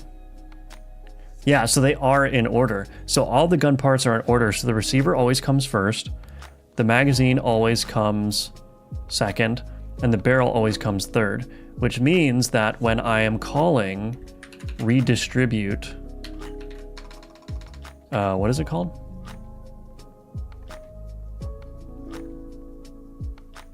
When I'm calling redistribute affixes... get part resources as reference. So this is calling get parts. It's getting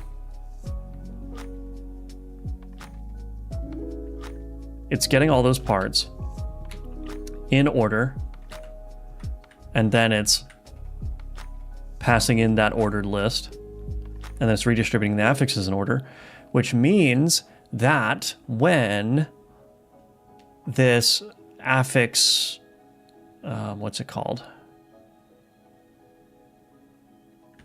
Affix manager.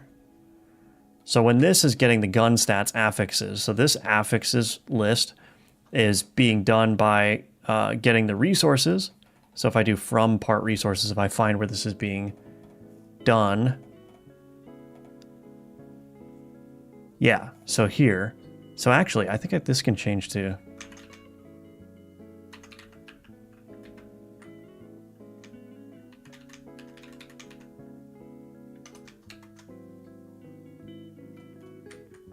I can actually change that.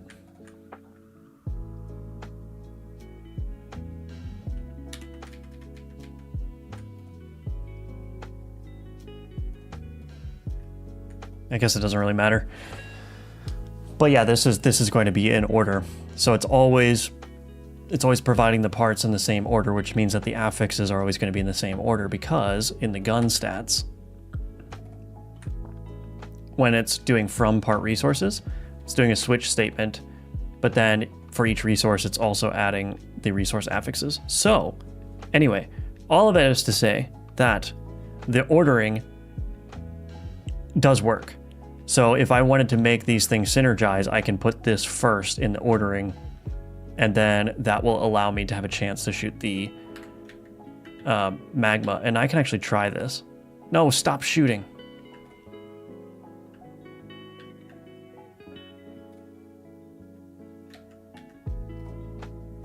Sorry, I'm just gonna have to try this, but I have to wait for... Stop shooting! I can just verify this real quick. Oops. I'm just gonna shoot until it shoots a magma. It's a 5% chance, so you're gonna have to bear with me. Trust me, this is easier than debugging the code. Actually, I could attach a debugger process, although that would be basically impossible to figure out which gun stats is mine versus which gun stats is the Phantom guns.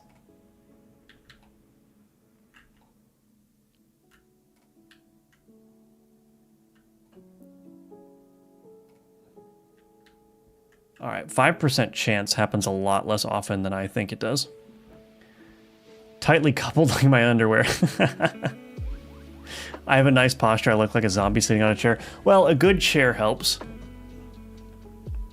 I've got a pretty nice chair. Mine looks like WoW Guy whenever I'm working, yeah. It is weird to use the node tree as a data structure. I would not trust it. Well,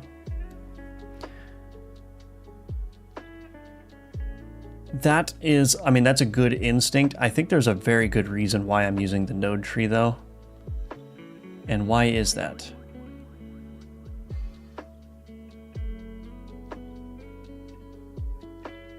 Yeah, I probably could split it up. I don't think there's a reason why I do it that way, but there's always going to be 3 parts in the tree, so that's a pretty safe assumption to make. Are you going to indicate that in the UI that order matters? No. That'll be up for the players to figure out. I could probably make a note of that somewhere, but I don't want to clutter the UI. It'll just be a little secret that players can discover through trial and error.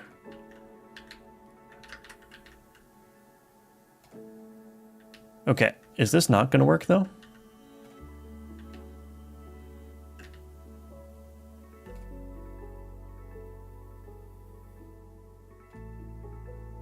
I have not yet seen a magma come out. 5% chance to launch magma when hitting burning targets. I guess I could do this here. Let's make this easier on me. Let's go to the magma affix. Let's put a breakpoint here. And let's go ahead and attach to process, Godot, the remote debug. Okay. Continue. Cool. All right, here we go.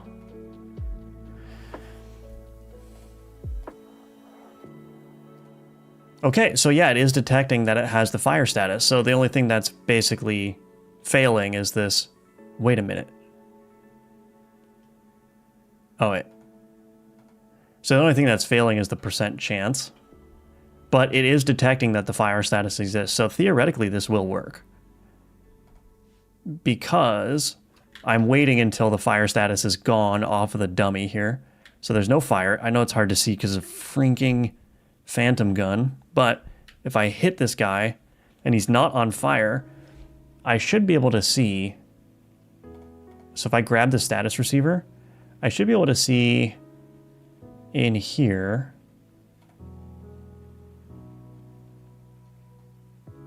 Do I have... It'll probably be easier to look at it over here. Status receiver.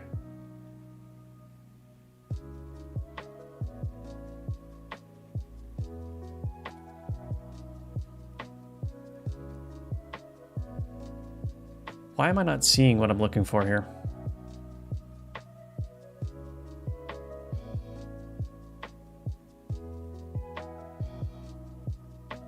Existing statuses, here we go. So we can see I have an existing statuses dictionary here. It's got fire status. So that check, that check passes, but we can just see it in there. The % is the only thing that's not working. It just keeps failing the 5% check, which is a little bit unfortunate, but this should work in theory. Maybe I'll just give it a couple more, 3 more shots. Here we go. Oops. 1, 2, 3. Okay, well, I guess I'm just getting extremely unlucky. So, oh wait, was that a magma?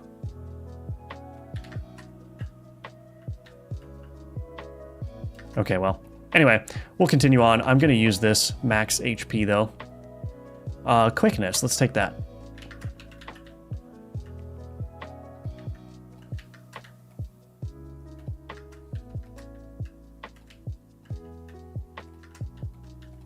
Yeah, I got to do a lot more balancing work still for sure, but that can come with time.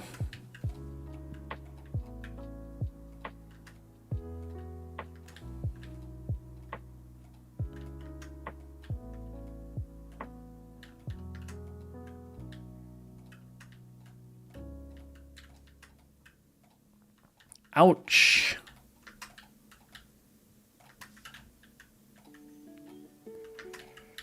I don't think I have any of the upgrades relating to health drop rate either, so that's something that I should look into.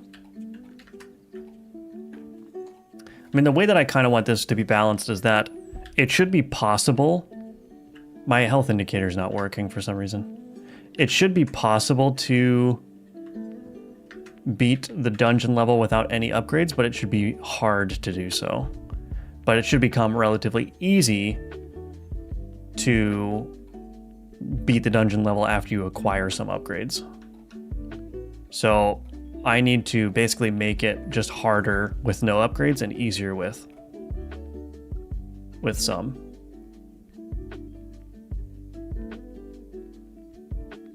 Fire rate increases as magazine depletes. Fire stack to enemies. I might as well do that. Just get some fire going, you know?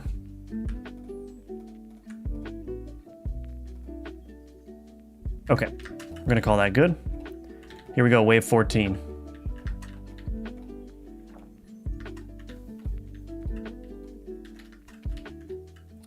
Fresh goodies on the Humble Bundle. Nice.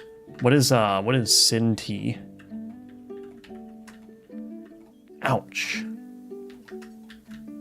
Oh my gosh, I keep getting hit.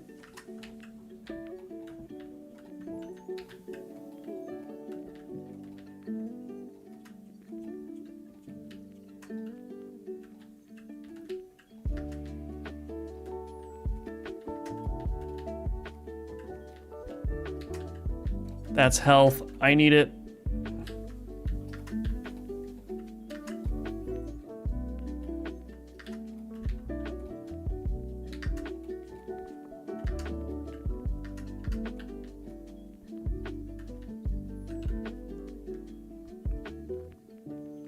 Berserk. Might as well take Berserk because I'm down a health. These are not good.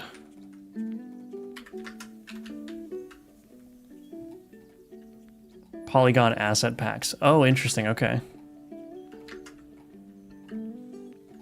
Do I want that health? I don't think so. I'm gonna keep my damage boost with my missing health.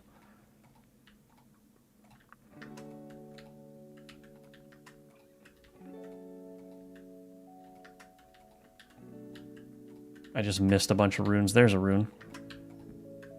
Yeah, I gotta do something about these drop rates. Every drop becomes way more common.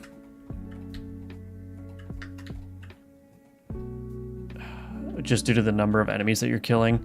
Somebody suggested doing an internal cooldown on the drop rates, but sort of the point behind being able to kill enemies very fast is you should get more rewards the more enemies you kill. So I don't know if I just need to... Maybe I just need to change the weights of the things as the waves progress.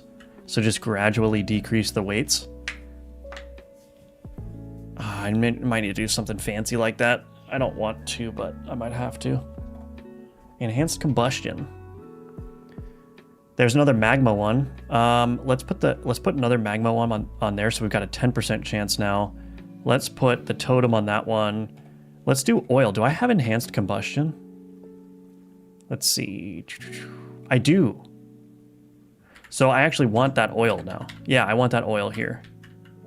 Perfect. Okay, so I've got oil and fire. Let's make these. Ooh, wait. Yes, oil first, then fire. Wait, is that gonna work?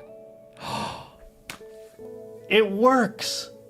The ordering matters. Wait a minute. So watch this. So I'm nerding out right now. So if I put the fire first and then the oil, well, I'm shooting multiple bullets at once, so that's probably not gonna help.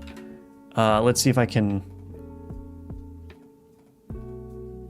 shoot. I'm shooting 5 bullets at once, so it's like it's not helping.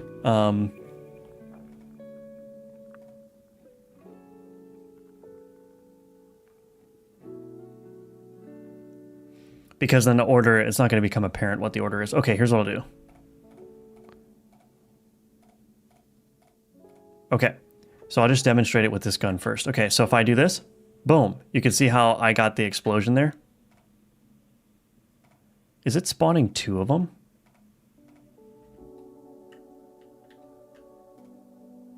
Anyway, so I got the explosion there, right?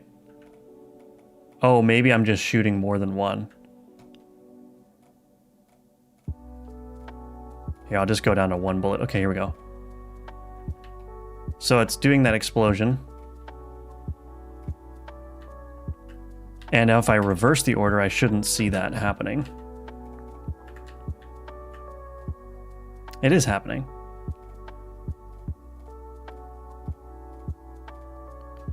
Something's wrong here. I got all excited and it turns out it's not working. Oil fire. Oh, that's because it's doing it in a deferred fashion, so the order doesn't matter. I could remove the deferred.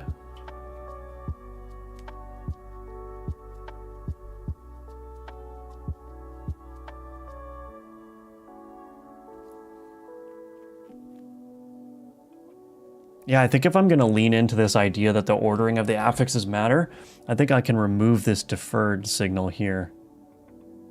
I want to make sure that this isn't happening multiple times because it kind of looks like it is. Oh no, now my phantom gun is going to proc this all the time. No.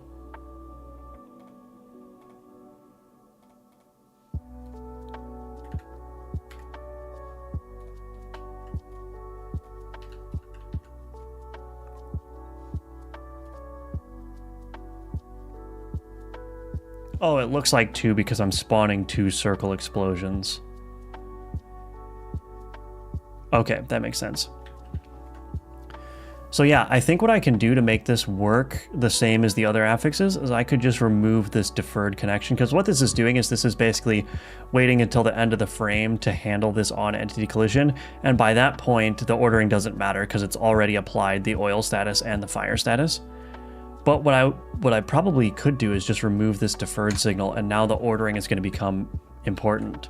So you will want to change the order of those affixes.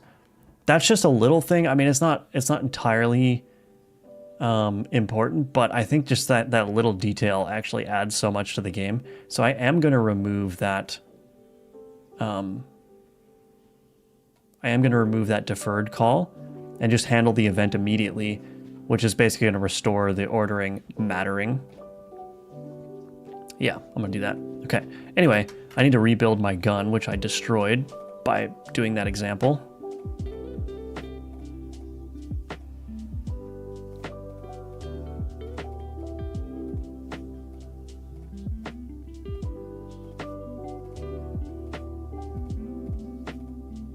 Sorry, I thought I noticed a bug here. Okay, so that's good. Let's put the oil over here and let's put fire over here. Let's just put it in order just for fun. I thought I added an internal cooldown for that too. Apparently I didn't. Oh my gosh, that's doing so much damage.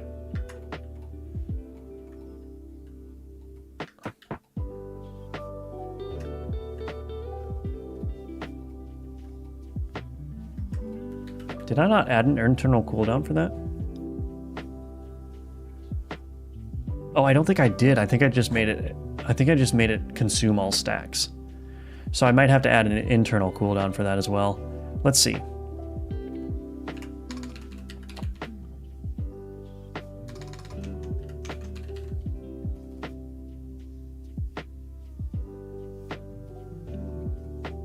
Oh, it's a passive. Passives don't have internal cooldowns. So I need to add that. I added internal cooldowns for affixes, but not for passives. So I have to add that as well if this was too powerful, which it seems to be, but I could also just flat out reduce the damage, so I could allow it to proc a bunch of times and just say, you know what, have fun. Right now it's a lot of damage. Oh goodness. Balancing this game is going to be something.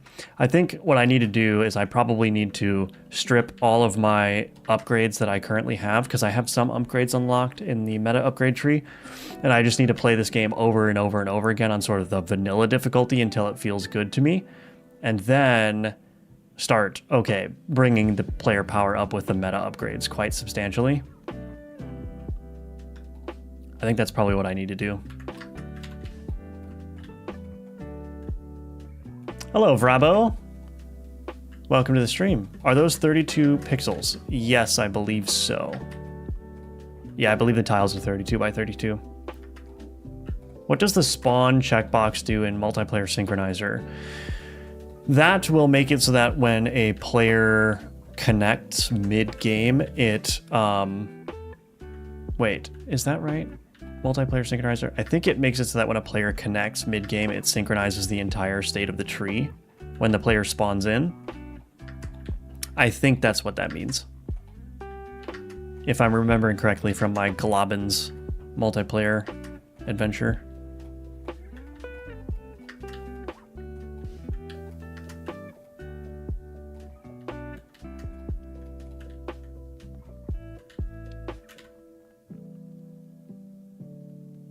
Okay, we're just gonna keep going with enhanced combustion, I guess. Oh, there's the shop. Hello. I can't. The shop is basically not functional. I need to redo it. More UI work, you know? You know, I just get up in the morning and I just get super, super excited about doing UI work.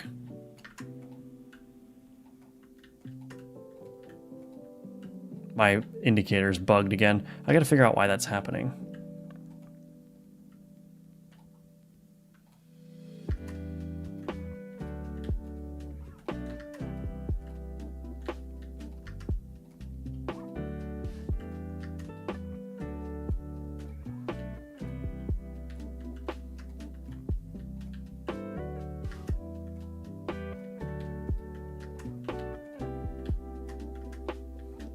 The game is a little bit laggy too, so I gotta make sure that I gotta figure out what's eating up all the performance.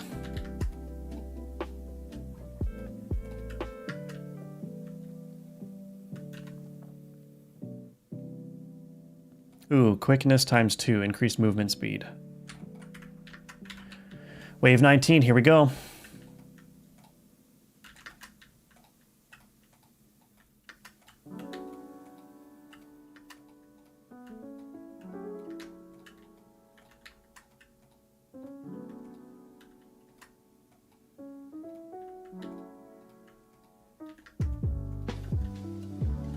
I'm doing so much damage, it's ridiculous.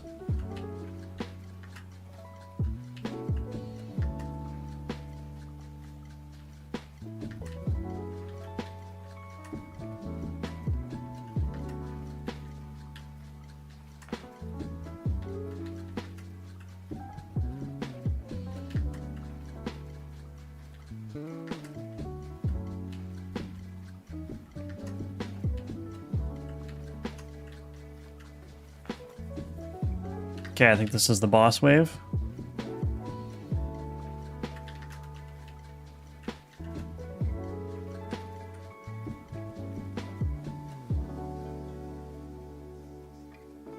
That's a DPS increase. Boom. I'm not even seeing the magma anywhere. There's magma. I should make that magma much more noticeable, I think.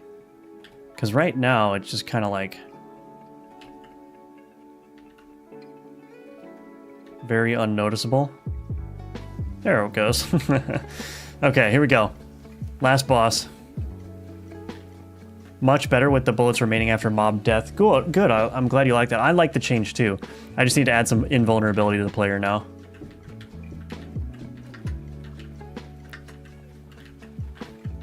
I need to add a cooldown to that oil fire combustion. That's ridiculous. It's just covered with orange circles. Do you see that?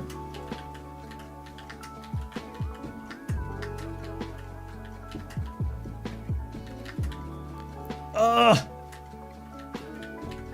Oh, I'm not taking any damage like at all. There's my gold. Nice. And back in with no passives. So that's the game loop. I want to test that oil fire change that I just made to this. Is there a tutorial series you recommend for learning multiplayer? No, actually. There's plenty of videos on YouTube that are kind of piecemeal and you can kind of get a glimpse into how to do multiplayer, but I actually, when I did multiplayer, I noticed a distinct lack of like really comprehensive tutorials. So I can't really give a good recommendation. The things that come up on YouTube when you search Godot multiplayer or Godot 4 multiplayer are pretty good, but it's just not, you know, comprehensive is what I would say. Yeah, I know. I don't know why it's messing up either. I have to debug that some more. I love how the little guys are running around with the character. Yeah, me too. I love that. All right, so what I'm going to do to test this is moss. So the moss barrel, I'm just going to add oil and fire. Actually, so I'm going to add these in order. Oh, you know what I don't have is, let's go ahead and do something real quick. Come on, let's go. Come on, let's go. Thank you. I want to do the hub arena. I'm going to put a training dummy in here.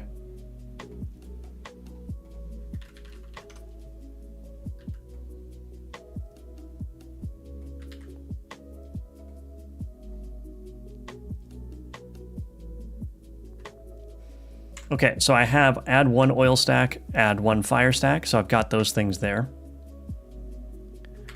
Okay, so if I add passive oil fire, nice. So you can see that the explosion happened there. So on the first hit, the explosion happened. Now, if I reverse the order for this moss magazine and I do fire first and then oil second, what should happen is that the first bullet is not going to trigger the effect. Let's just click that. So I've got my oil fire passive here.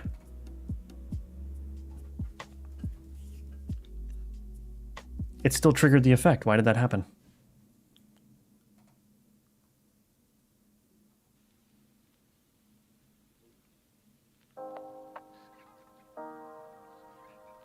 Oh, I guess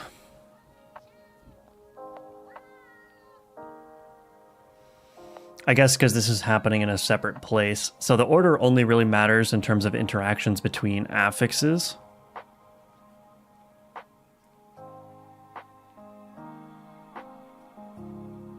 Yeah, it only matters between affixes. So this is happening at a completely different time because it's a passive. So I actually can't like weave it in with the interaction of the affixes. I'd have to find a way to like take passives and like insert them in somehow. But the point is that if all the affixes get processed first, then it always is going to be the case that the oil status has been applied already if this is happening after, if this passive is being processed after the affixes.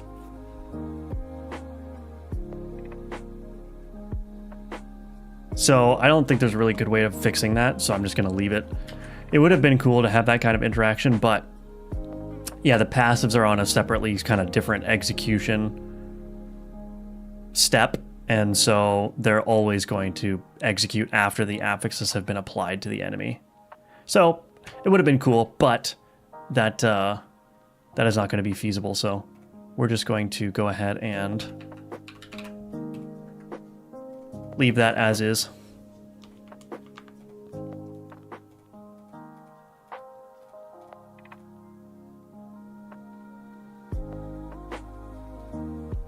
So remove bullets from, or let's do this. Prevent bullets from being deleted and other fixes. So I still need to make it so that the player becomes invulnerable. Let's do this. And make player invulnerable during wave transitions. And then let's add a bug here. Dash indicator. Dash refill indicator. Sometimes bugs. I wish I had a better bug description, but I don't. I'm in the weeds on a multiplayer right now. No fun, yeah. What you eat today, Firebelly? I might go get some McDonald's again. I don't know. I eat too much McDonald's, I suppose. But speaking of lunch, I actually have to end the stream here. I got to eat some lunch because I have an important phone call I need to take in about an hour. So I'm going to go ahead and eat lunch. But thank you all for joining the stream. It was a lot of fun. Got a lot of stuff done. Got a lot of playtesting done. The game is coming together for sure. So exciting times. But yeah, thank you everyone for watching and joining, and for your interaction and suggestions and all that good stuff. For anyone watching either now or the VOD, again, I have my courses linked in the description below. So if you want to learn Godot, pick one of those up. It's also a great way to financially support me while I'm trying to make it as a full-time indie dev, content creator, that kind of thing.